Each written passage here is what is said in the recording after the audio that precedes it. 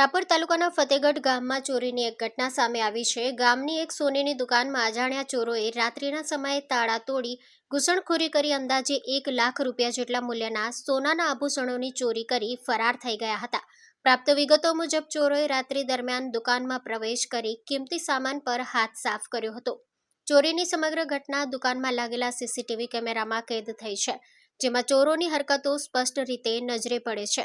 સવારે દુકાનદાર દુકાન ખોલવા પહોંચતા તાળા તૂટેલા જોવા મળતા ઘટનાની જાણ થઈ હતી। માહિતી મળતા જ સ્થાનિક પોલીસ ઘટના સ્થળે પહોંચી હતી અને સીસીટીવી ફૂટેજના આધારે ચોરોની ઓળખ અને શોધખોળ શરૂ થઈ છે। પોલીસ દ્વારા આસપાસના વિસ્તારોમાં પણ તપાસ હાથ ધરવામાં આવી છે। ફતેગઢમાં વારંવાર થતી ચોરીની ઘટનાઓને લઈને વેપારીઓમાં ચિંતા ફેલાઈ છે। માં motor driving, safe and sure driving. Driving એ શોખ સાથે આપની મોટી જવાબદારી પણ છે। અમારા ઇન્સ્ટ્રક્ટર દ્વારા સચોટ અને સરળ માર્ગદર્શન